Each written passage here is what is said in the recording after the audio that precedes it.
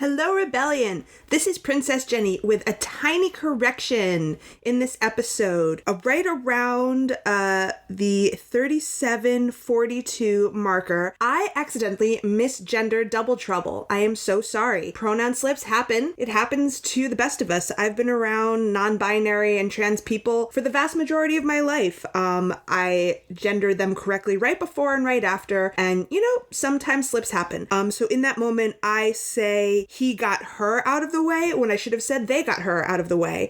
So I'm very sorry about that. I'm sorry, Double Trouble. Don't hex me. So I just wanted to acknowledge that. And if any of us had noticed it while we were recording, we would have changed it right then. But none of us noticed because I gendered them correctly right before and right after. So let that be a lesson.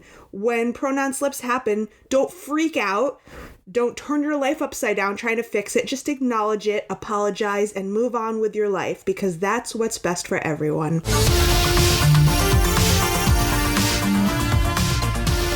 Hey, folks, and welcome to Hey Adora, your queer She-Ra podcast. I'm Force Captain Matt, they, them. And I am Princess Jenny, she, her.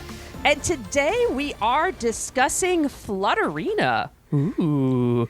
Flutterina is episode 3 of season 4. It was written by M. Willis, storyboards by Jasmine Goggins, the Regent of Catra, Mickey Quinn, and Jessica Zammit, with direction by Jen Bennett. Nice. Thank you. I feel really like radio with that one. Yeah, that was super profesh on the intro. Thank you. I have a wonderful voice for radio and a face for podcasting. I don't agree with that entire assessment, but you definitely have the voice for radio. Thank you. Yes. But, oh man, we start off with some pretty heavy shit from Sweet Baby Catra. Yeah, we go right into a very stressful dream sequence. Oh, it's the worst. We know that we're in a dream sequence because we get one shot, an establishing shot of Catra asleep in bed. We see her tossing and turning, sweating, her face is contorted. So we know that she is having a bad dream. Yeah, and this is like the ultimate guilt dream. Yeah. Right? Like you're reliving your shitty past. Yeah, it's very literal. There's nothing subtle about it. It's very much like Buffy's dream about stabbing Faith. You know? It's like, are you, and Trapped is saying, what did you do to me? And Buffy, are you ever going to take this thing out? And Faith says that. Yeah. Not Buffy. Yeah. No, Buffy doesn't. Buffy is like, oh my God, I am guilty of stabbing and possibly killing you. Right. She is absolutely overwhelmed by guilt, and her subconscious is trying to work it out.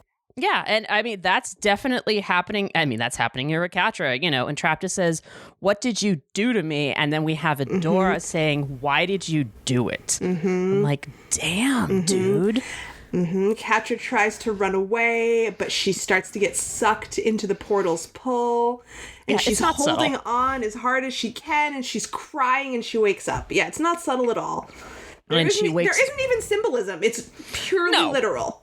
It's purely literal. It is it's exactly like the thing that it is. It is exactly the thing that it is. And Catra, bolts up, gasping, shouting, mask off, vulnerable, hands in head. Like, nothing about this is subtle. She's as vulnerable as she can be. And unfortunately, in this vulnerable moment, there is someone who we could vaguely say is a someone in her face. There's a someone-ness about this person. Yes. So. And it's Emily. Not person. It's Emily. I'm trying to decide whether we can call Emily a someone.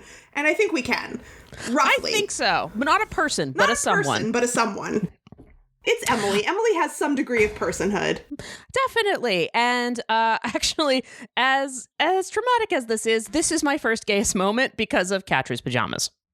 Oh, yeah, okay, I'll allow that. Those are some gay pajamas. Absolutely, those are some very gay pajamas. Speaking of Tomboy X, I was just telling you before we started recording how I'm wearing my new Tomboy X tie-dye terry cloth shorts, and they're super comfy and delicious. I like how we just just do ads for Tomboy X here. Yeah. So I mean, this is great. Catra's pajamas could definitely be from Tomboy X. Oh, yeah. Oh, Tomboy X. You should make a horde version.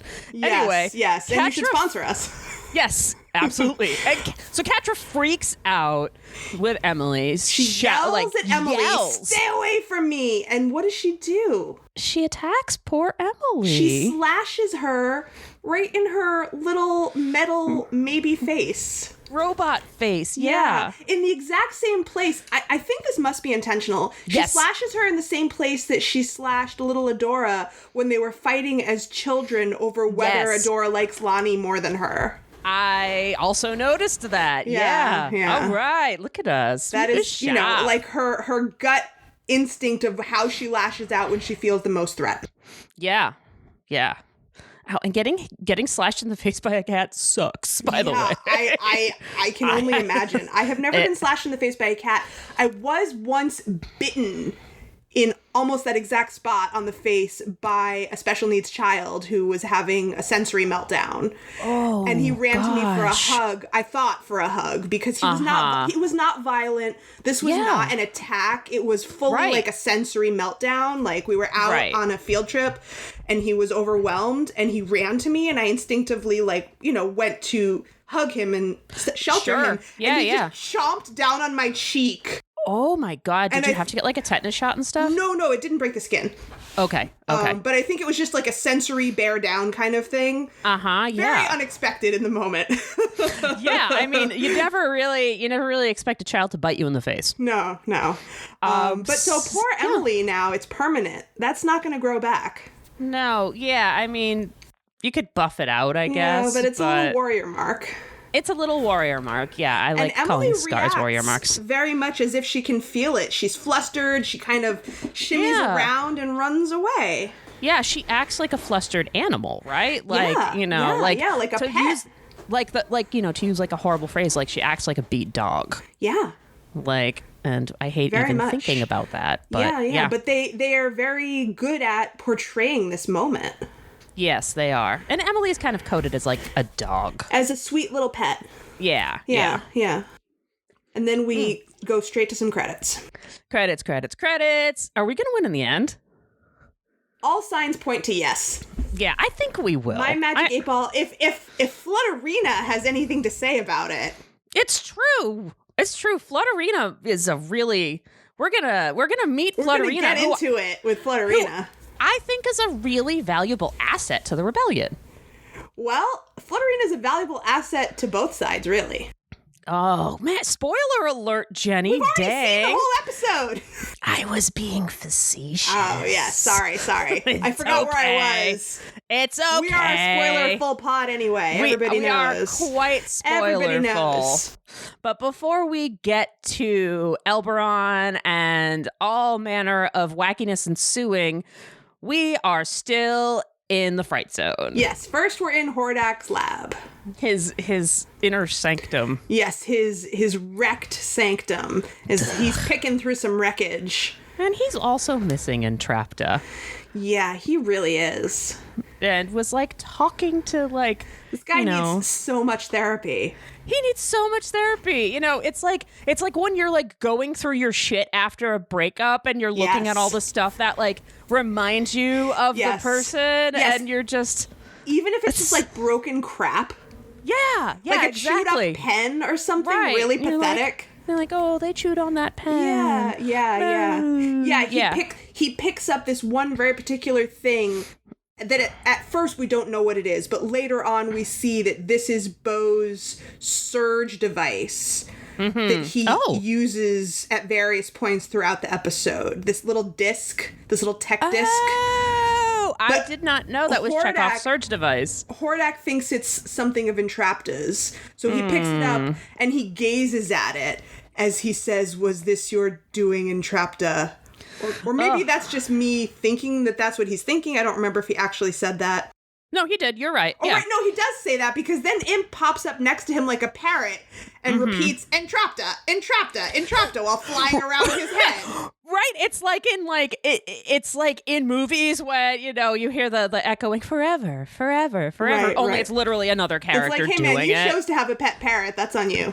Yeah, exactly. So And then the Catra's- little disc rolls away and is picked up by someone who appears to be Catra. So Catra wanders in saunters in. This is a saunter. Yes, this is a cocky saunter. This is a cocky saunter. It's pretty hot, honestly. It's very hot. It's very hot. So Catra saunters in and is like, with extra attitude, and is like, what happened here? And we get a little bit of, villain exposition. The rebels captured a bot, put a surge device on it.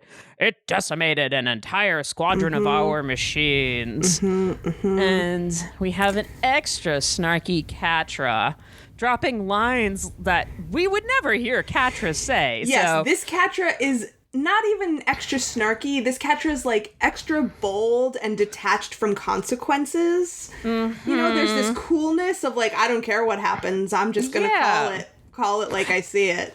And like extra. Like just how many extra in battles general. have your bots lost lately? Yeah, the phrase, not to speak ill of the dearly departed. Catra's not going to fucking say that. Yeah. But Hordak is just so easily goated. Yeah, and this Catra, keeps digging in, pouring salt into the wound, and Hordak is pissed until we see it's not Catra. Yes, even you, Catra, should not be this bold in my presence. Yeah, and then he's like, "Whoa, what?" Yes. Two Catras. Slow clap from the shadows. Yep. Oh my God. So good. Slow clap emerging from the shadows. As a second Catra emerges. And I'm doing the slow clap in air because clapping on a microphone is really bad. Yeah. It's not the ideal thing for a podcast. Clap. So, and we introduce Lord Hordak to Double Trouble. And I feel like Catra, again, being the character with the highest emotional intelligence, she calls him Lord Hordak because she wants to mollify him after having tricked him in order to present him with Double Trouble and be like, look at this amazing person that I have got for us. She had to trick him in order to prove that Double Trouble was good at their job, but now she's like, all right, I've pissed you off and I'm going to mollify you by calling you Lord. Yes, I actually have something about that as well to tack on. That Catra is using her tactical strength as somebody who understands psychological warfare and spycraft. Yes. Instead of like brute force. Yes, exactly. It all goes together. Yeah, it all goes together. She fights smart. She fights smart. She always has. Yep. And that is really on display in this episode, that she has her eye on the big picture so much more than Hordak does. Yeah. She's got some great scheming in this episode. We are proud of you, Catra, even though you are the antagonist.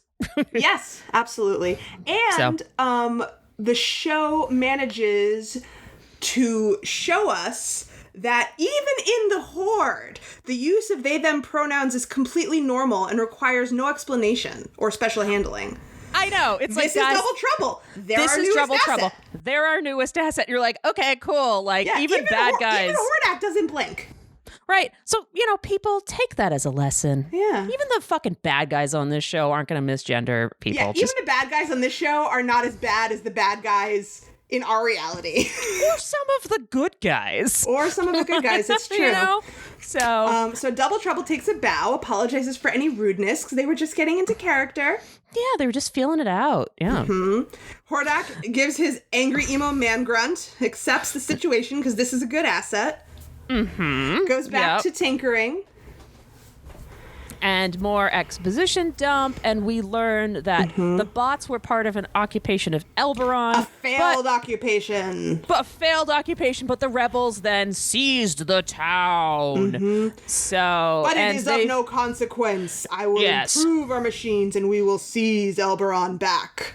Yeah, and Catra's like, okay, big picture, though, we don't need to be fighting the ground war all of the time. Yeah. And Catra sees the forest for more than the trees. Absolutely. Elberon doesn't matter. It's what it can do for us that counts. Yep.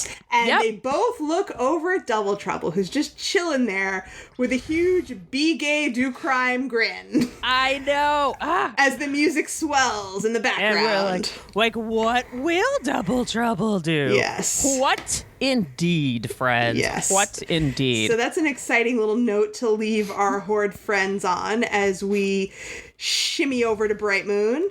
Yeah, we shimmy over to some FaceTime. Glimmer, I love this effect so much that the animators have done. They've worked so hard to make sure that we can tell when we're looking at a screen, even when it's full screen on our screen. As in the screen we are watching on the show is a full screen of someone else's screen in universe. Yes, I love that. It's a little they make it like the old-timey 80s analog, like horizontal lines, occasional static. Yeah, that's a really fun little bit that they do there. It's really fun. You know, the color's a little off. Yeah. Like we can tell that we are looking at a screen within the screen that is our screen. Right. A screen within the screen that is our screen. I love that. Yeah. It's a full screen image of someone else's video chat that we are watching on our screen that is in the universe. Meta screen. Yeah, it's wicked meta. It's wicked meta. Yeah. And then we have Bo and Adora regaling us with tales of taking Elberon back. They are in such high spirits, complimenting each other's moves. Yeah. Oh, and Swiftwind kicked them. So much celebratory bro energy flowing right now. It's great. All of Bo's devices worked, and Swiftwind kicked them. And they specifically mention Bo's surge device. Yeah, good job, everybody. Good job, everybody. And Glimmer's happy and mentions these bots don't stand a chance against the best friend squad. And we all get a little oh, sorry. And as she says that, that's when the shot zooms out and we see Glimmer sitting alone in this big empty room, talking on this little iPad to her friends who are not there. And that use of the term best friend squad in that moment really invokes the fact that she's not with them. And the FOMO is strong here. Yeah, the FOMO is strong. And maybe it's because we are now it's May 2023 right now. And I realize, and I've just moved back to the area where I graduated from college exactly 20 years ago. That's wild. So man, even if these people are young adults now, they're no longer teenagers. Maybe they're 2021. When I was 2021 college undergrad, the FOMO was so real. I didn't even like to close my dorm room door when I was awake, ever, because something fun might be happening in the dorm and I want to hear what's going on at all times when I'm awake.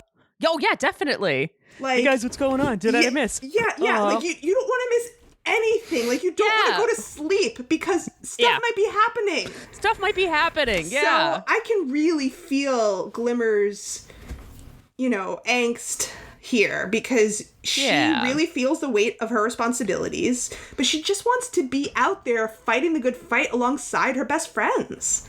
Yeah. Oh, Glimmer. I get it. Yeah, we all do. We all get it. So we kind of have a little more, Bo and Adora notice this. And so they try to do a little bit of, they try to break the news that maybe sort of they're going to be throwing a party in their honor, but it's not that big of a deal. Right, because Glimmer says at least she'll be back soon, right? And that's when the POV flips, and now we're with Bo and Adora and Elberon, and Glimmer's the one on the screen. So it's kind of like a scene change, even though it's not. It's a really cool thing they do. So now we're in Elberon. We're in Elberon. Right, yeah. Now when Glimmer says at least she'll be back soon, they have no choice but to say, oh, well, they're throwing this little dinner thing, but it's just a formality. It's going to be boring. We'll just shake some hands and we'll come right back. NBD, Swifty, they do this for everyone. Right. Bo and Adora are trying their best to be tactful, but Swifty has no tact, doesn't even understand the concept. I mean, he's only had conscious thought for a year at this point. Nobody maybe has taught him this. Yeah, he kind of has a Cordelia thing going on. A little bit. kind of truth teller type of thing. Just kind of says what's on his mind. Yes, definitely that. No filter. Yeah, no filter. Yeah, so they're talking about how it's probably going to be super boring as they open the door. Boring, yeah.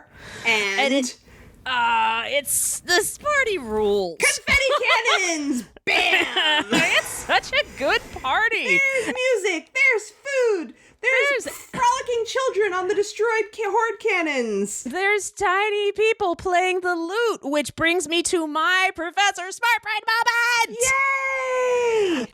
I am going to be talking to you today about the lute.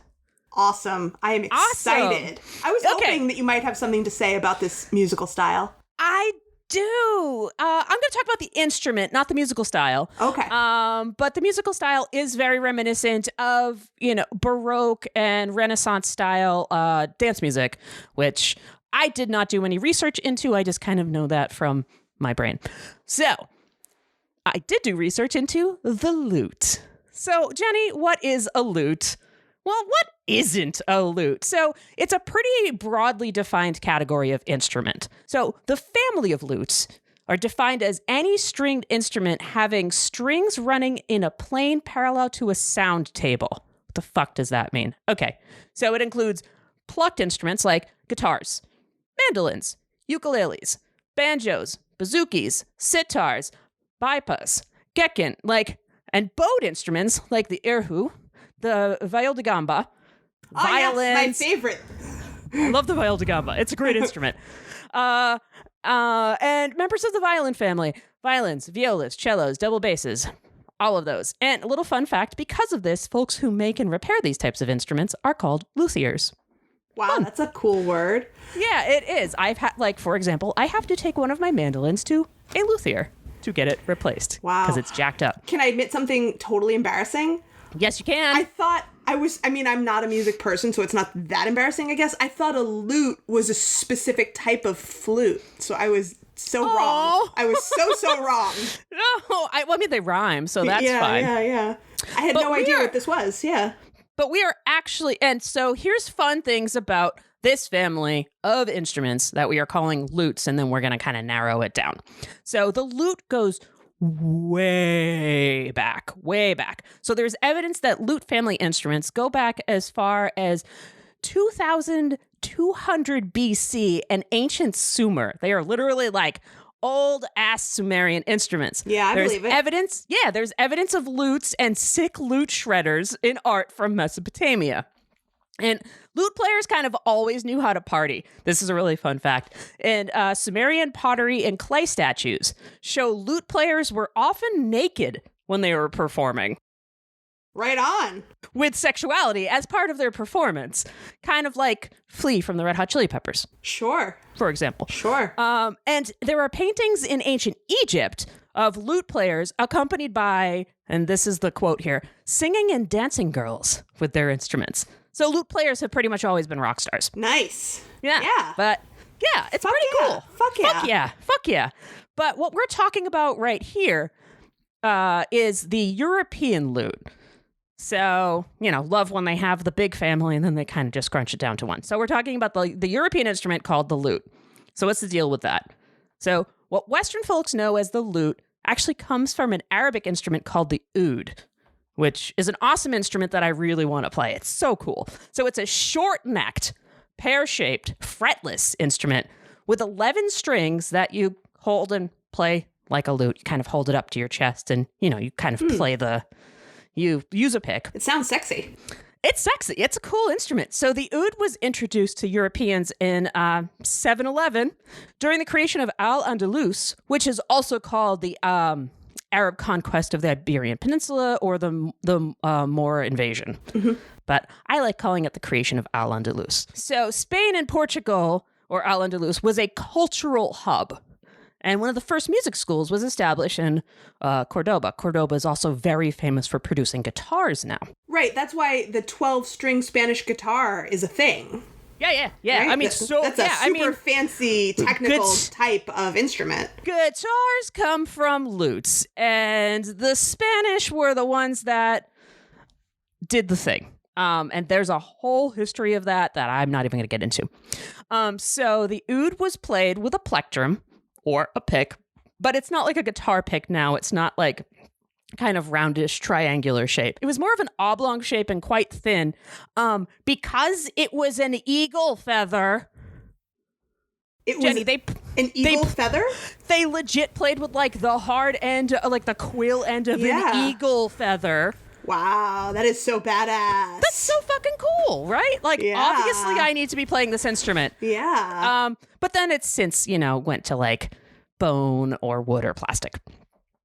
So how did that become the lute?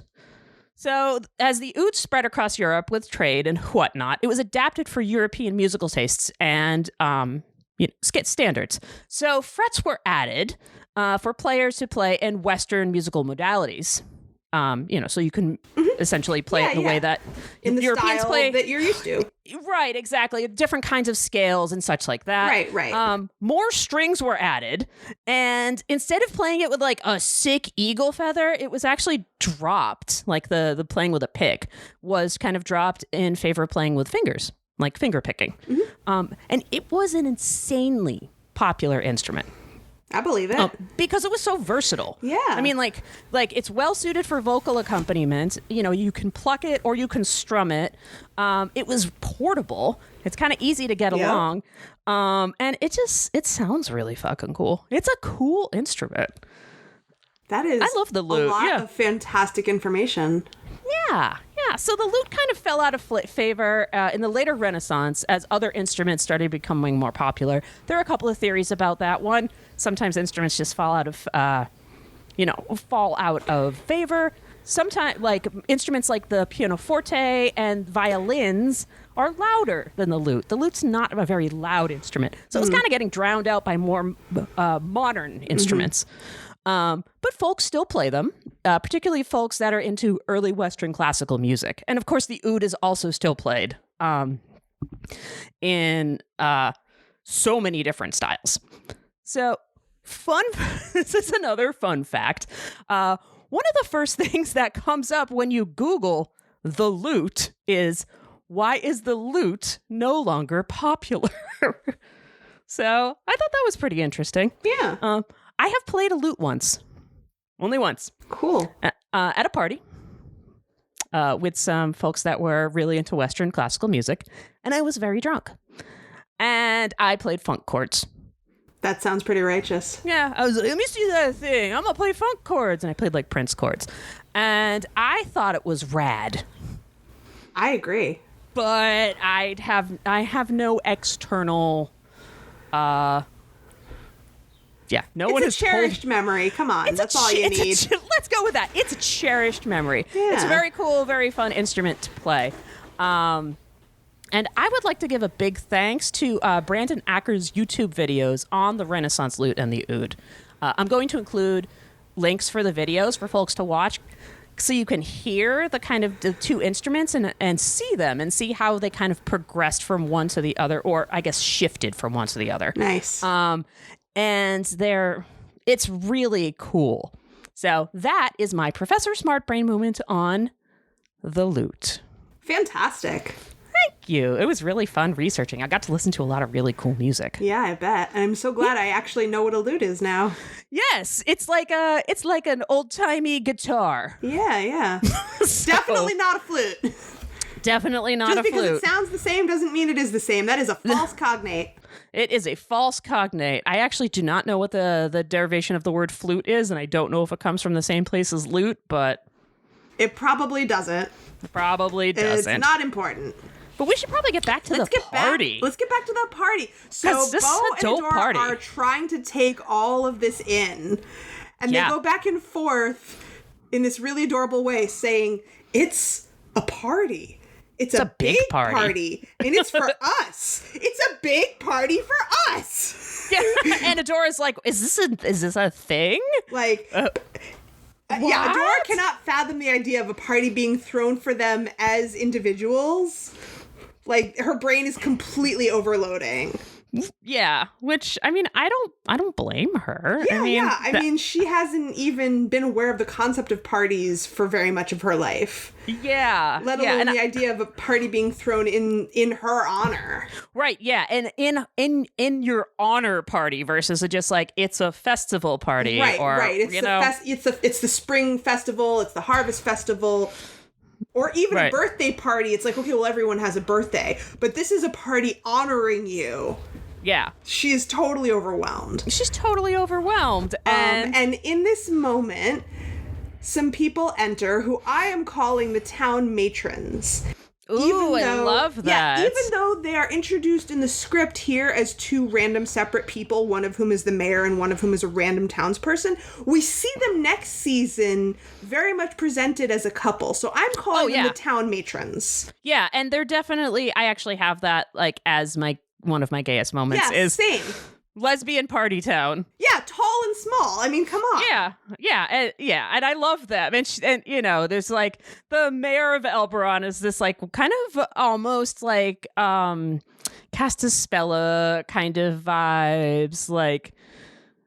Yeah, a little bit. Matronly, She is type of vibes. She is the small of the couple. She's a little bit nervous. You know, she wants like to tiny nervous. Rather be over-prepared than under-prepared. Yeah, a tiny nervous femme, yeah. Yeah. Love a tiny nervous femme. She shakes their hands. She shakes all of their hands, including Swiftwind. Which I love. She is a horse egalitarianist. I love it. I love it. She thinks Swifty probably loves. She thinks them all effusively. Yep. Absolutely. I'm sure Swifty appreciates that. Oh, absolutely. She is super happy to show them all the hospitality in the world, but also very anxious about the level of rowdiness that is now happening. And she definitely has some PTSD from the whole horde attack. Oh, yeah. I mean, the party cannon confetti explosion sets her off, which I don't blame her for. Yeah, she's not the only one in this episode who has a bad reaction to that confetti cannon. Yeah, I mean, I hate fireworks. Yeah, and you're not the only one. Yeah, exactly. A lot of people are not about fireworks. So she has a funny reaction when the confetti cannon goes off because her wings pop out like a fight or flight response. Oh, I didn't even notice that. That's great. It's pretty funny. No, that's awesome. And so just then, someone else who I am calling her wife, the tall of this tall and small couple, comes rolling up and is very boisterous and has some great Scorpio energy. And I have a fun fact to tell you now about both of these characters. I love it. So I couldn't find any confirmation anywhere about whether or not they were intended to be wives, but while I was on my hunt, I found out on IMDb that the voice of the small wife, Mary Elizabeth McGlynn, is also the voice of our buddy, Horned Goon, or Goat Girl, as we like to call her. It's the same voice actor. And the voice of Tall Wife, aka Ripped Older Woman, as the script called her, is also the voice of Flutterina. Oh. And her name is Amanda Celine Miller. Yes, we love our seasoned voice actors here. Yes, we do. We Hell yes. It's hilarious that the voice of tiny, bubbly, overexcited Flutterina is also big, boisterous, tall wife. I love that. It's one person, so you can keep that in mind. I love that. Hell yeah, range. Yeah, so tall wife is not nervous about anything. Oh, no. Oh, no. And I am calling her entrance another gayest moment because she just exudes that butch confidence. She crushes Adora in a bear hug and says, "Shira, you saved us." And then Adora has her, I also have this as a gayest moment, and because of Adora has her, like, pretty big lady look on her face. She's blushing as she's being crushed into this woman's arm. I mean, you know, it's cool, Adora. Who wouldn't? Also, we know you have a thing for, like, muscle chicks. It's great. Yeah. Oh, yeah. And she says, I mean, it's my job. It's what I do. It's not a big deal at all. Yeah, it's great. So that's definitely a gayest moment. And then Tall Wife moves on to Bo, and she slings her arm around him, Lesbro style, and calls him Tech Master Bo of the Rebellion. And she informs him that all the kids are obsessed with his arrows, which makes him so happy. Oh, I love that. And that's a nice little Chekhov's arrow obsession that we're going to drop in right now, too. Chekhov's toy bow and arrow. Chekhov's toy bow and arrow. We have Chekhov's sensor device and Chekhov's toy bow and arrow. Absolutely. And it is great to see Bo get some recognition and some hero worship of his own and not just be in Adora's shadow. Yeah, absolutely. I mean, Bo's fucking awesome. Yeah, absolutely. More Bo love. Yeah. And this is also the first moment that we hear anyone in Alberon, and it's Tall Wife saying, we've heard stories of your victories, not past Shira, you. Yes. We've heard stories of your victories, but to see you destroy those bots in person, amazing. Yes, and this definitely, like, we love validating Adora here on this show, and Adora also needs validation, as, you know, it's like a base drive of her character. Yes. So Yes. She's a people pleaser. This is part of her trauma, but also part of who she is, you know. And she's been held up against the standard of this mythical figure and stories from the distant past for so long. It's nice to finally to have her get reflected back her own stories. Yeah, I love it. I love that Adora gets her own narrative. Yes, exactly. Like in this, instead of the mantle of She-Ra, it's Adora the She-Ra, and that's really cool. Yes, I'm about that. She's really stepping into her own shoes at this point. But then we have this really hyper excited little buddy pop in. Someone new enters the chat. Someone new enters the chat, and who are they?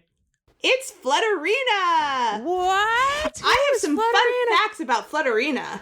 Me too. Let's hear yours. Okay. And they might be the same ones that I have. They might be all the same ones. So actually, do you have fun facts about Flutterina from the original She-Ra? Yeah, I do. So why don't you tell those, and then I will fill in some other stuff that's not from the original. Cool. So I got this just kind of overview from, there are kind of two wikis. There's like a Masters of the Universe wiki. Yeah. And the Princesses of Power wiki. So I got this one from the Masters of the Universe wiki because it's a really good resource for kind of the other parallel canon. So Flutterina was initially introduced as a poor servant girl known as the Small One. Yep. But when She-Ra brought her to the Crystal Castle, she was transformed into Flutterina via a magical cocoon, which I think, like, first of all, magical cocoon, awesome. Second of all, like, super works with her being an aspect of a shapeshifter and also working and also as an being aspect, like part butterfly. Part butterfly, also, yeah, and also being another aspect of a trans character. But Flutterina isn't trans. No, Flutterina is the aspect of a trans character. You're saying when we're seeing Flutterina as an aspect of Double Trouble. Correct. Yes. Yeah. No, that's true. That's a really good point.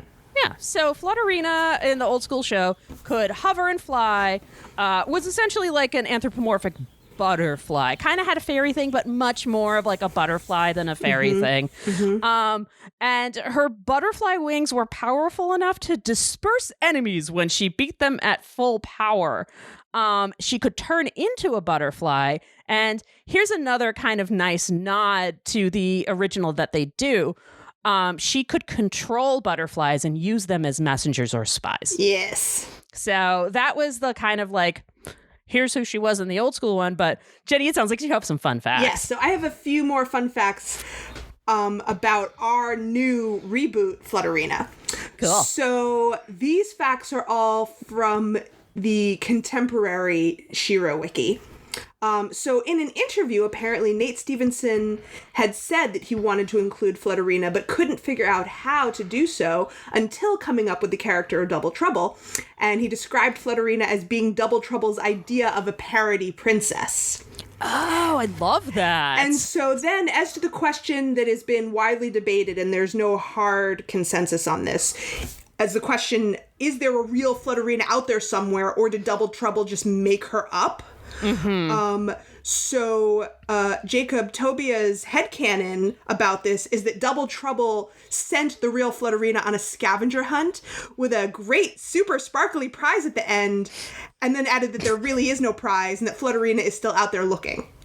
Oh my god, I love that. And the end of Jacob Tobia's headcanon is that Flutterina was one of the students in Double Trouble's theater class. And that's how he got her out of the way easily. Just like, oh, go find the sparkly prize, honey. It's out there. And she's still out there looking for it. I love it. Manipulating theater kids. Too easy. Time-honored tradition. We love you, theater kids. Oh, yeah. I mean, we were. I was. Yeah. Well, I wasn't, but I wasn't in college. Yeah, I was a high school theater kid.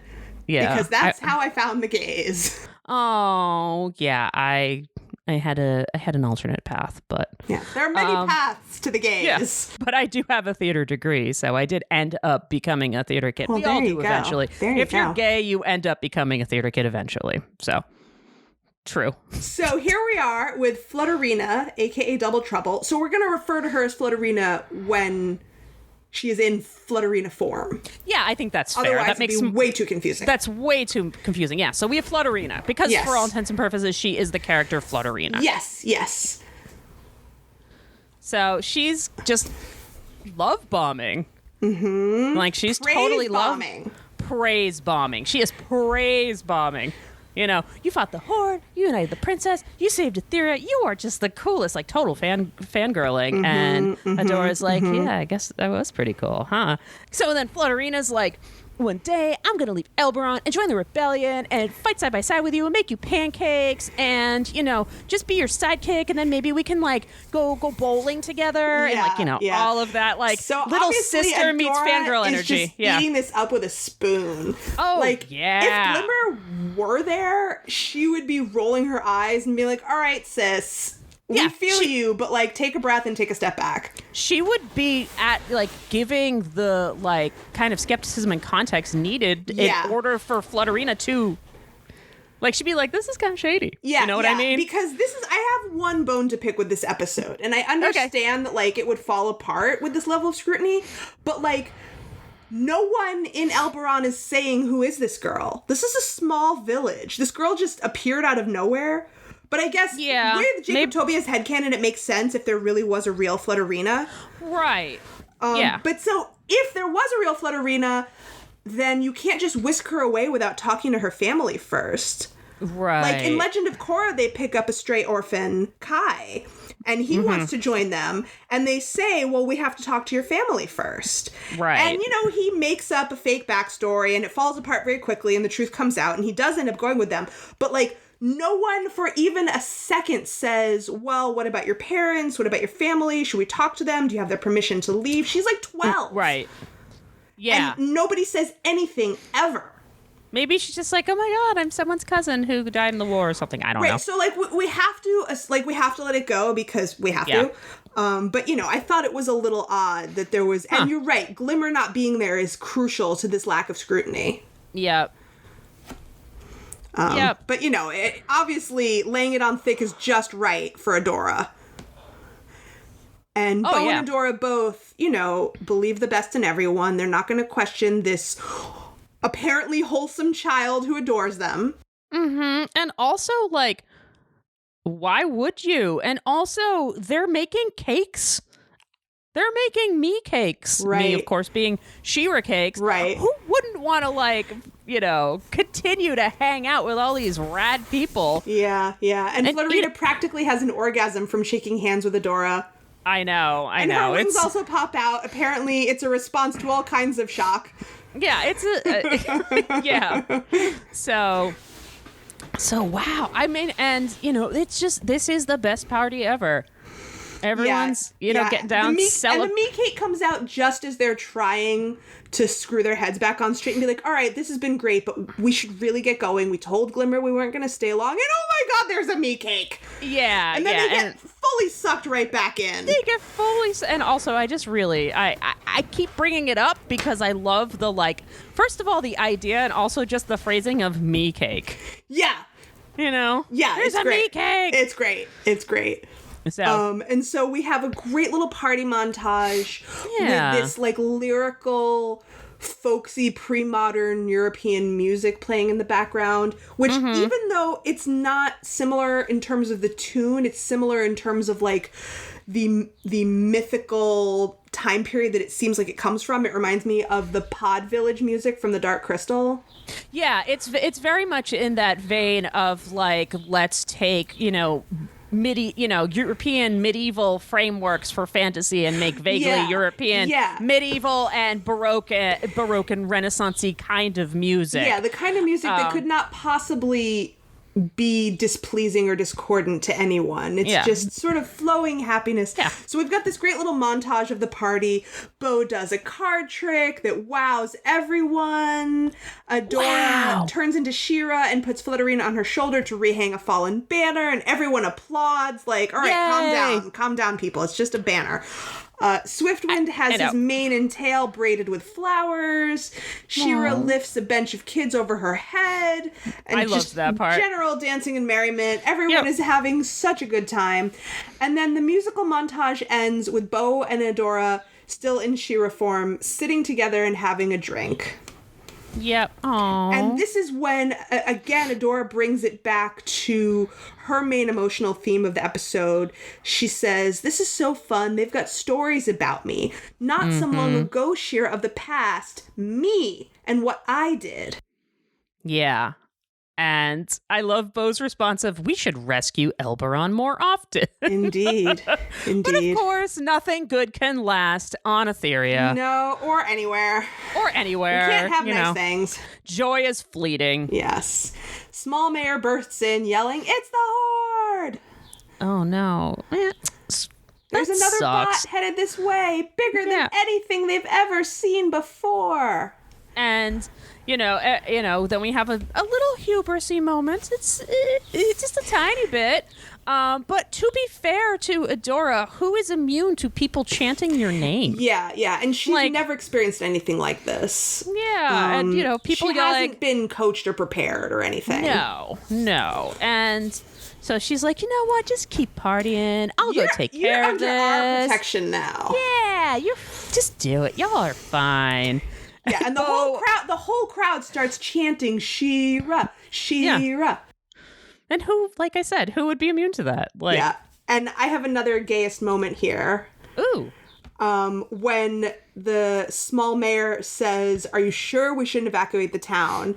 And She-Ra, who is now in her most cockiest butch daddy energy of all time, she says, "Don't worry. After all, it's my job and I'm pretty good at it. Enjoy the festivities." Like, the way she says it, she's just so full of herself. Yeah, she's like, I love "You guys just enjoy the party. Bo, enjoy the party. Swiftwind and I'll take care of this. I'm so good at it." Yeah. She hops on Swiftwind. Yep. And it's just one bot. Yeah. What could possibly go wrong? Indeed. And Swifty is super into having some sacred bond time. And as soon as she hops on his back, he yells, "She-Ra and Swiftwind forever!" Which is great. I love when Swiftwind is happy. I know, me too. Swiftwind is just, when Swiftwind is happy, it is pure unmitigated joy. Yeah, and they fly off, full of brimming with confidence. Bless them.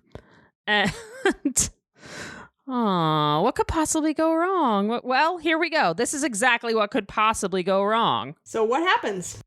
Well, so they fight the robot, and we think everything is totally normal, but then it turns into the Terminator. It seems really easy at first. Also, did you happen to notice this tiny detail? As they are smashing the shit out of this bot, we happen to see for the first time the undersides of Swiftwind's hooves, and he has a perfect little gold star on the bottom of each of his hooves. No, but that's adorable. Yes, I fucking died. Yeah, I would too. That's wicked cute. So if you want to see it, peoples, you can go back to this scene when they're destroying this one initial bot, when he kicks it with his back legs. And you can see the little stars upon ours. Aw, I love it. And then he kicked it. And I kicked them. And he kicked them. It's his signature move, man. I love it. Oh, he's a horse, right? He's not going to hold a sword. Yeah, he's got a lot of feet. Yeah, he's got a lot of feet. Yeah. So they kill the bot. She-Ra says, "Piece of cake, huh?" Yep. And of course, that's never the thing you say when you kill a bot. And Swiftwind has a great line. Swiftwind says, does cake normally grow back and turn into more pieces of cake when you cut it? Which would be awesome, but also kind of terrifying. Like, I feel like it would be one of those things where it's like a King Midas thing. Yeah, where you're like, I wish every time I cut a piece of cake in half, it'll be more cake. Careful what you wish for. Yeah, exactly. Yes. So She-Ra says they need to be careful about how they destroy these. Mm-hmm. And Swiftwind gets so excited again and says, "Is it magical sacred bond time?" And it is. Yes, and they both blow up and go into the avatar state.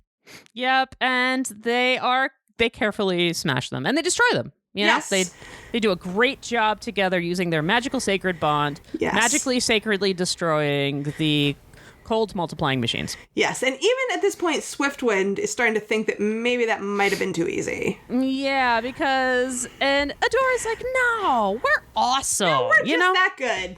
Yeah, they kept telling us about it. Let's get back to the party. And so they get back to the where the hell is everyone? Oh, this is super creepy. Yeah, this is really creepy.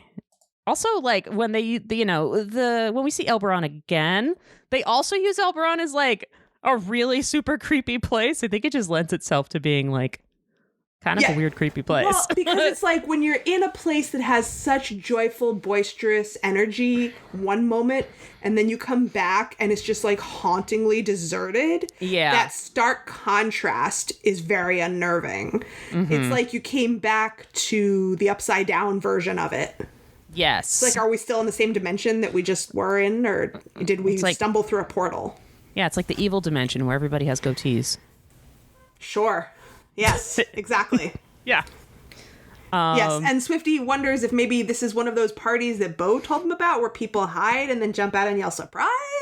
But it would be that's like a reverse party because he said that those things happened before the party starts. So it's definitely not one of those. Yep. So, but conveniently, there is one person who was not captured by the Horde, and I bet you can't guess who it is. Is it Flutterina? It's Flutterina. I'm smart. She's so ready to help because she's such a pal. Yeah, the Horde is so awful. And they attacked, and Bo tried to fight, and he's the only reason some people escaped. But the Horde took them all. And Adora puts all the pieces together. Oh, shit. Well, the bot in the woods was a diversion. Yep. And is immediately like, shit, I fell for it. This is my fault. Yep. So Adora takes all of the credit, but she also takes all the blame when things go wrong. Yeah. Oh, Adora. It's okay. Yeah. We all make mistakes. So now let's mosey over to the pit. Let's go to the pit. Yeah, I mean, that's a really good description of it. I mean, the prison pit. It's the only way you can describe it. It's a very technologically advanced pit, but it is just a pit. Yeah, and I just want to throw in one thing is that Flutterina does join Adora when they go to the pit. Yes. Flutterina is now fully on Team Rebellion. Yep. So Flutterina joins Adora and they head, and then we cut to the pit where, everybody's checking in, the mayor wakes up confused, groggy, and without his arrows. Oh no. And, where townsperson, big wife, is like, we're doomed. What good is a tech master without his tech? Bo without his bow, which, is... Yes, but Bo is number one at inspirational speeches under dire circumstances. Yeah. He assures everyone that She-Ra and Swiftwind won't rest until they find them, and also they can still work on escaping on their own. Yeah, I love this. And, we get shades of the, like, hey, normal everyday people, I'm a normal everyday person too. Right, that we exactly. got from our robot, our people rebelling against the robots, all the way back in season 1. Yeah, that's right, when he was rousing the kitchen staff in drill. Yes. Yeah, and some of the little kids, get starry-eyed with inspiration as he's speechifying. He's like, I can get us out of this, and everyone believes him and cheers and rallies around his spirit. Yay! Okay, and we're really happy about that. But then we go to... And then we cut to outside the pit. Yeah, so outside the pit, meanwhile, back with the Horde, we have Scorpia. We love Scorpia. We do love Scorpia. She's fucking stoked to be back out in the field with her best buddy, Catra, getting back to their normal life. Yeah, taking a bunch of random prisoners from a party, putting said prisoners in a big pit, and then guarding said pit. And I think that's a really good way to describe friendship. I mean, if that doesn't say friendship, I don't know what does. I mean, Jenny, I know for a fact that has defined our friendship multiple times. Oh, sure, absolutely. Yeah. I can't count the number of pits that we've guarded together. Yeah, we're pit guards together for life. Absolutely. The Super Pal duo is back. And Catra's just like not there. Yeah. Yeah. Not there. Catra is still barely holding it together. Yeah. And so she doesn't blink at any of this. She just asks about the weapons they confiscated. Yep. And Catra and Scorpia's like, ooh, look at this. And she fires the confetti cannon. Yes. But calls it cut up pieces of paper, which I love. Course, they've never had a party. They don't know what confetti is. They don't know what confetti is. But Catra does not have a good reaction to the confetti cannon, just like Small Mayor did not. Right. And we totally understand this. Totally. Yeah. But, it's just very unfortunate because Scorpia is trying so hard to have fun with her friend. And it is just going so badly. Mm-hmm. Scorpia just wants them to be having quality time together, and Catra just wants them to focus on work, which would be easier for Scorpia if Catra would, tell her any information about the plans, like old times. Right, but, Catra's got her... Catra has it. She can handle it. She's got her own thing going on. And is like, no, we need to focus about, the strategy. Let's keep going. Right, but she's not telling Scorpia anything about the strategy, which makes it really hard for Scorpia to be a helpful person or do her job when she doesn't have any information. Yeah. And it's so heartbreaking. And Scorpia admits that she's feeling kind of left out ever since the portal. And of course, we don't talk about the portal with Catra. No. So this is the first of several times in the episode where Catra visibly cannot even stand to hear the word portal without being triggered. Yep. And it's just all really bad. It's all really bad. And Catra's like, well, get over it. Nope, not doing it anymore. But this is not any super pal duo stuff. This is things are going really downhill between these two. Yeah. And it hurts to watch. It does hurt to watch. Yeah. But meanwhile, in the shrubbery... there's some people hiding. Oh, who is it? It's Adora and Flutterina and Swifty. Oh, and they're trying to figure out how to sneak in. And I love that when they kind of execute the plan, we have the breaking in kind of music, the kind of synthy electronic, the vibe totally changes back into an electronic synthy, very movement oriented, but lots of absolutely, syncopated beats, and it very much feels back to the 80s core of the action show. Yeah. The fun action show. Yeah, absolutely. Yeah. And Swifty, as always, is feeling himself, points out that he and Adora are highly conspicuous, which is a side effect of being majestic. Yeah, and I get this. Toss. Yeah, I mean, I understand this. It's, it's... yeah. How many people named Meth do you know? Well, but, people don't know by looking at you that your name is Meth. No, I mean, you do not have a long flowing mane of majestic rainbow colored horsehair. No, I don't. I don't have those things. He knows he's majestic. He's not going to try to hide it. No, and I love that. I love that too. Feel yourself. Do it. But no worries, because Flutterina's got a plan for this. Of course, Flutterina. Conveniently, Flutterina has a plan. Yes, quite. Very convenient. Quite. She does not put much effort into the worst, oh no, you've caught me, ever. Yeah. But it bare minimum effort, but it still works. It's always funny. I love the bare minimum effort for something that should be terrifying. It's great. Yeah. And we get this great POV shot of Adora's fist just coming right into a horse soldier's face, which wonderful. Yes. And I love the fact that, again, this is she doesn't even need to be in She-Ra form to take out a full body armored soldier with one fucking punch. Yeah. That's hot. Yeah, that is hot. I don't have it as a gayest moment, but it is a hot moment. Yeah, I agree. So now our buddies have a Horde iPad and they can see where Bo and friends are. Mm-hmm. And Flutterina's like, well, what do we do? And I love your this fainting part. couch, girl. I love this part because we have kind of a truncated version of our transformation sequence, but we have Flutterina watching it. Right, that's why it's truncated, because it's interspersed with her reactions. And I mean, if I saw this in real life, I would be having the same jaw drop, right? I mean, I think that we would be slightly less hysterical, but yes. Because we're not 12. I mean, you might be. I mean, I don't know. It's hard to know. If somebody magically transformed into an 8-foot tall, super Valkyrie in front of you, now Yeah, in real life? No, in real, yeah, no. You're probably right.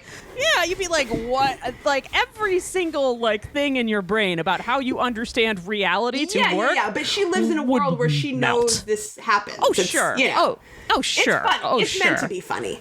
Yeah, and You know. yes, It's sure. basically like a Beatles at Shea Stadium kind of situation. Yeah, it's exactly. It's like It's like she might ultimate as well throw fangirl. her panties, you know. Yeah, which, on another show she might. Yes. On the less wholesome show. On the less wholesome show, that would be Yes. something that would happen on Harley and Ivy. That was absolutely. That, like the panty throwing would absolutely happen on that show. Absolutely. Speaking of Harley Quinn, friends, I don't know if it will have already come out by now, but I just recorded with our friend Ian Carlos Crawford for the season 3 finale of Harley Quinn on Slayerfest 98. So be sure to catch that. Yeah, go check out our pals at Slayerfest. Fucking love Harley Quinn. But let's go back to Etheria. Yes. So And- the next location that I have written, so that's the end of that sequence. Mm-hmm. The next title for the location that I have is at the next location that isn't the pit but has many bots. That's like the trap. The trap that Catra has set up to trick Adora. Mm-hmm. It's not the pit, but she thinks it is. Right. And once again, Adora's tricked by Catra, because of course Catra knows how Adora thinks. Right. But also they forgot that the bots regenerate, and they have a hilarious reaction to that. Yeah. Oh, yeah, they regenerate. So then I have to kick more bot ass. Yes, while which Adora is, face palms. Uh-huh. Good job, guys. Yeah. But, they'll do it. And we cut back Small to the setback. Yeah. small setback, but then we go to the actual pit where Bo is crushing it. Mm-hmm. It's like, hey, don't worry, this isn't my first rodeo, right? Yep. And it finds the little kid, Chekhov's toy bow and arrow. Yep. And Chekhov's borrows little that. surge device. I know Chekhov's surge device and Chekhov's bow and arrow, and does Saves some the shit. day, disables the force field. Yep. And of course, this only works because literally no one is guarding the pit. Right. But we know that the only reason for this is that the objective of this mission from Catra is to embed Flutterina. Yes, exactly. So that's why she's making it easy for them to escape. And so mischief, Yes, but like, a little mischief on the side, keep Elberon on their toes also. Yeah. But like I'm sure she would have planted guards if she genuinely didn't want them to escape. Oh yeah, I mean, But they have to escape in order for for the Horde's mission to be successful of embedding Flutterina and letting them escape and go back to Brightmoon.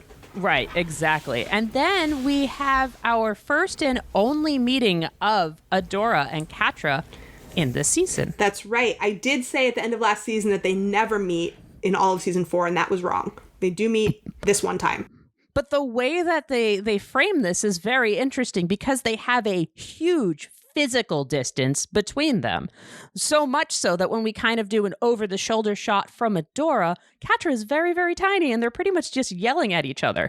This is the, physical manifestation of the, gap between them. This is the rift. Yeah, that's well put. Thank you. And Catra does get in one Hey Adora.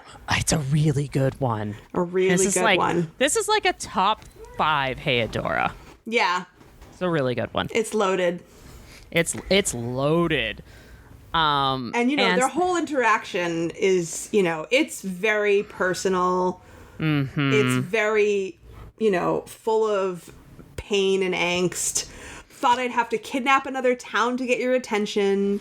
Oh yeah, you were having a party. Must have thought you were pretty special. Yeah. Like my note after that dialogue is, boy, she's literally every wicked witch who throws a curse because she's mad she wasn't invited to the party.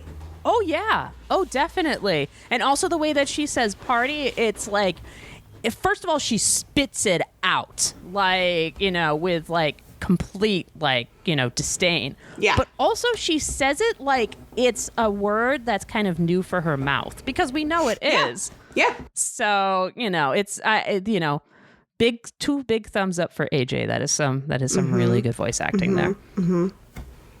And of course we have Adora's can we skip the speech? I'm done with your games. And then Adora brings up the portal, and I hope it was worth it. And, Too many people got hurt when you set off the portal. Yep, and that, then we have more portal stuff. And Catra visibly recoils just from hearing the word portal. Yep, so, we're seeing that maybe Catra isn't having the greatest time. No, she is really down in the depths. This whole season is her dark night of the soul. And we see from the beginning that, it is a descent. It's not like, for as, high as she, continues to go through, like, her external journey of, like, conquering Etheria, her psychological well-being just tanks. Yes, exactly. She is going through all of this external conquering to try to prove to herself that what's happening inside is not actually happening. But it is. Who hasn't been there? It's very human. Very human. Very, very common response to trauma as well. Yes, exactly. So they have this very emotional back and forth. Adora says, I hope it was worth it because I won't let you hurt my friends or anyone else ever again. And Catra laughs and says, you were the one who left the villagers unprotected. You're good enough at hurting your friends without my help, but you're still terrible at spotting traps. Yeah, and the way that Catra brings up the hurting your friends thing, whereas in the past it has been with kind of this like vitriol of like, you hurt me. Right. But here it is very specifically part of it. It is weaponized. Like, she almost says it with a detachment of, like, oh, you're good at hurting your friends. And it's referring to the other friends. They aren't friends anymore. Yeah. Yeah, they both, experienced that rift at the end of season 3. And they're fully broken up. Yeah, they're both on the other side of that breakup. Yeah. So as Catra announces that it's a trap, Adora looks around, suddenly realizes she's standing on a giant metal plate surrounded by these bots, which electrify it. Yep. Trapping her and Swiftwind in this electrical field that looks very similar to what Shadow Weaver has been doing to Catra her whole life. Yep, and Catra brings that up and said, well, she was good for something in the end. It's very dark. Oh, this is really fucking dark. And Catra's last line in this scene is, if only your friends could see you now, as Adora is screaming and writhing on the ground. Yeah, it's fucked up. This is torture. Yeah, it's dark. Yeah, it's really dark. Well, I think that maybe her friends will be able to see her soon. I think that prediction is probably accurate. Let's mosey back over to that totally unguarded pit. Meanwhile, back at the pit. Yes. So Bo notices that it's unguarded. Yes. And also thinks that's kind of weird. But no time to dwell on that. Right. It's not like they're going to stop escaping. No, they got shit to do. Yeah. When Flutterina comes a-runnin'. So Flutterina's there. How did she get there? Well, when She-Ra and Catra started battling, She-Ra said to Flutterina, I'll handle this, you stay out of the way. Yeah. And Bo is like, okay, sure, you're here.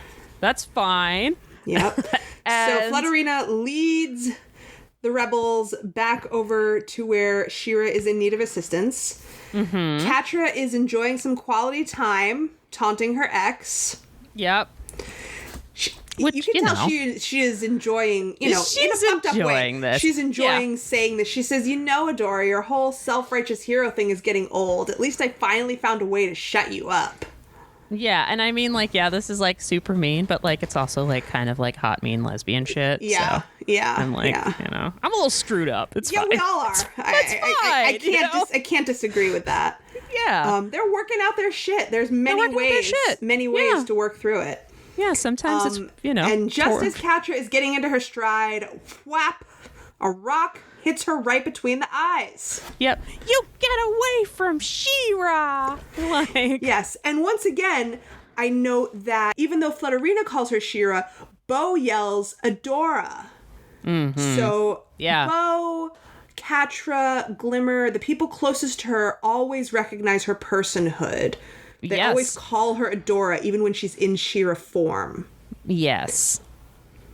I just thought that was worth noting. No, I always love that like observation. That is like one of the like running themes through the show. Yeah. Is that like the people that are always closest to her recognize her for her own merits and not for her mantle. Yeah. And even Catra, like Catra's not recognizing her for her merits, but she recognizes her personhood. Yes. I think personhood. Yes. Yeah. I think that's a better way to put that. So Catra decides this is a good time to put on a show using all these fancy new bots. Mm-hmm. And Bo uses the adorable child's toy bow and arrow to set off the confetti cannon, which confuses the bots and causes chaos. I love this idea. That's such a... Yeah. I love that. That was great. Very quick thinking. Very quick thinking. And, you know... I guess Catra knew that they were going to do something. I mean, I guess even if Catra didn't have an exact plan for how this final fight would go down, she knew that like she was going to let them get away somehow. Right. Because that's the only way that this would all work. So the bots are a little, the bots are discombobulated. Whoa. The bots are discombobulated. And then we have Sacred Bonds time. Yes, She-Ra and Swiftwind, Sacred Bond. Destroying the electricity and freeing Saving them. the day. Yes. And they save the day. Catra runs off and everybody cheers. Hooray! 3, in fact. Well, they say 3 cheers for She-Ra. I don't actually know if they do that. Hip, hip, hooray! Yes. But, I did not count, but yes, the sentiment is there. The sentiment is there. They hip, they hooray. And, Adora's like, we couldn't have done it without you. It's not just me, it's you as well. Mm-hmm. Like, share the glory, I have been humbled. Yes. So, and they recognize, wow, Flutterina really helped us out. It was her quick thinking that saved us. Yes, and Flutterina makes her little speech. She says, I know you think I'm just a kid, but I'm ready to join the rebellion. I want to fight the Horde and keep my people safe like She-Ra. Mm-hmm. And again, I write, where is your family, child? Why is no one from Alberon saying, we don't know this kid? Like, I don't know her. But okay. Yeah, she doesn't go we gotta here. let it go. Yeah. Yeah, she doesn't even go to this school. She doesn't even go to this school, right? Like, so... But Bo and Adora are not the mistrusting types. They accept her wholeheartedly, and everyone is happy. Yep, and then everyone cheers for now. What an asset to this team. Indeed. What could possibly go wrong? Couldn't tell you. I couldn't tell you. Oh, and then we go to Catra's moody fright zone platform of pondering, and she is not okay. We have a very sad scene now back in the fright zone. Yeah, and Scorpia goes and visits Catra at her fright zone platform of pondering and internal struggle, and checks in because Scorpia's her friend. Yeah. And she knows that when Catra goes to this fright zone platform of pondering and internal struggle, she's not okay. And also, anytime she's off by herself, skulking, Yeah. And Scorpia has a great line. She says, are you okay? Don't worry about that Adora stuff. I'm here and there's nothing we can't fix because that's what friends are for. I'm sure Hordak will understand. Oh, and if Entrapta was here, maybe we could. Yep. And of course, saying Entrapta's name is the last straw, and Catra just snaps. Just totally snaps. Yep. And is stop, like, does the complete push away. Like, literally says, back off. We're not friends.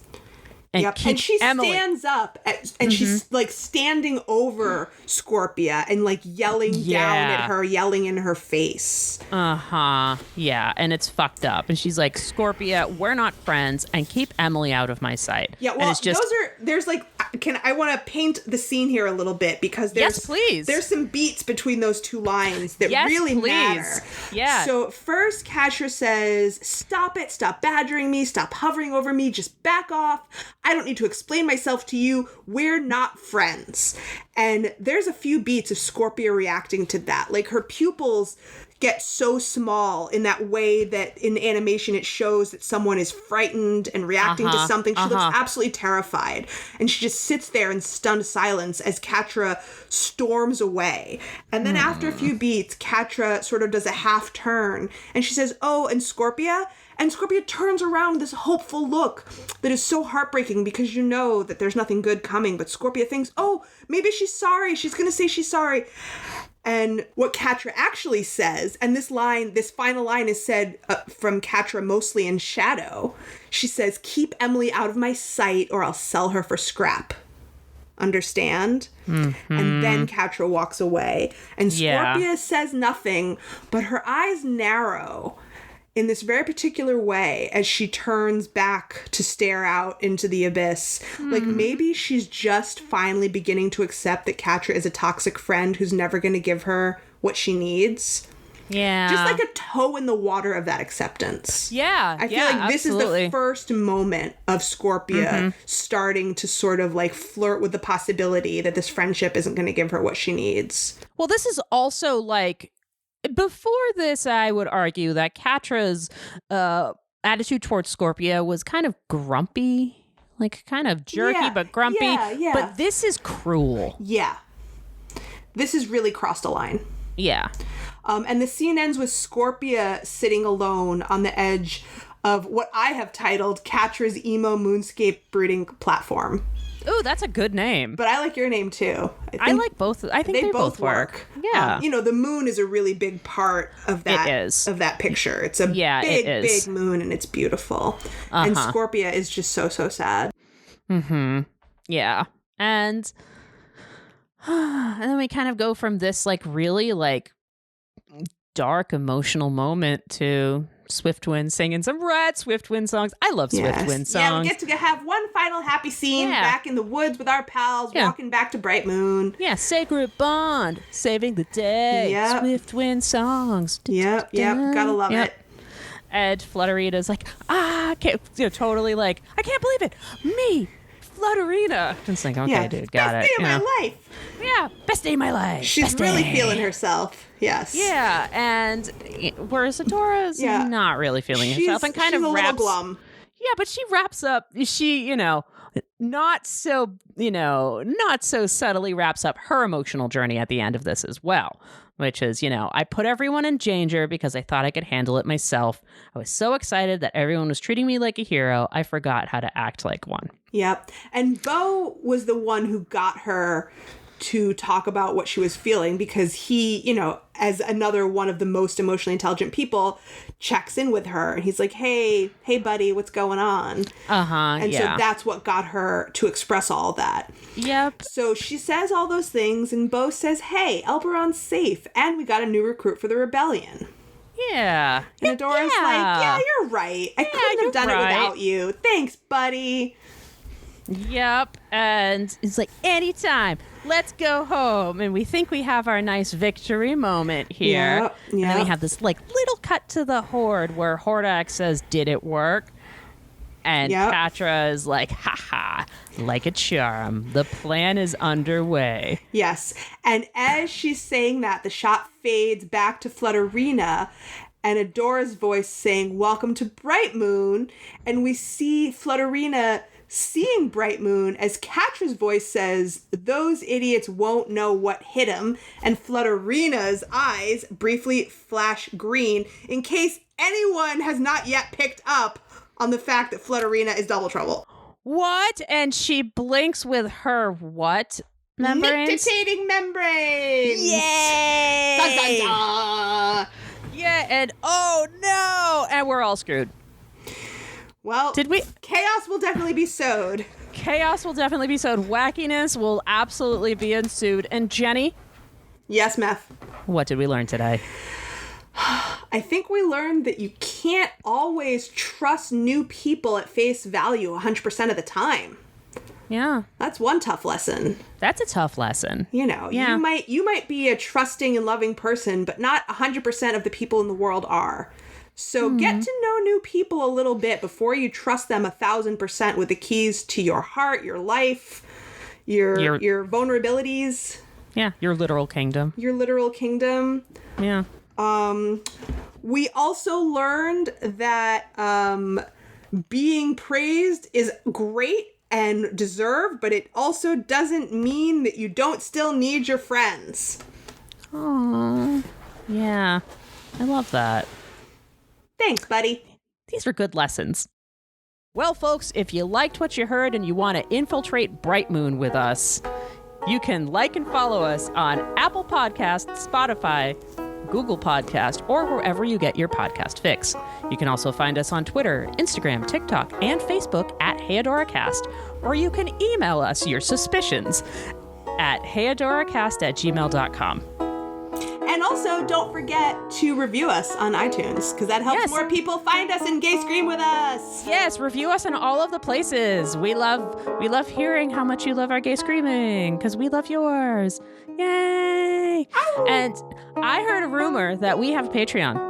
I can confirm that rumor. It's 100% true. What? No way! So if you become a member of the Rebellion and join our Patreon, you get fantastic perks like bonus episodes or joining our Discord. Our Discord is awesome. It's a fun place to chat with each other, talk about theories, ask us questions you might have about the episode.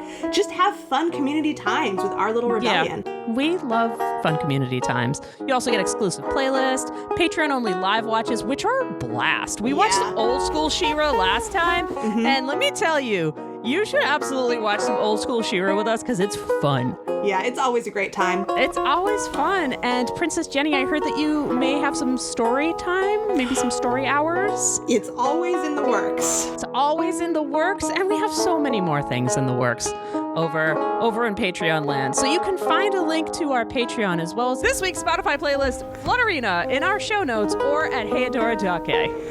All the things are always at heyadora.gay. It's pretty awesome that we have a .gay. I don't know how anyone could ever forget that. No, I mean it's .gay. We are .gay. It's all you'll ever need. And remember, queer joy is radical. And queer love saves the universe.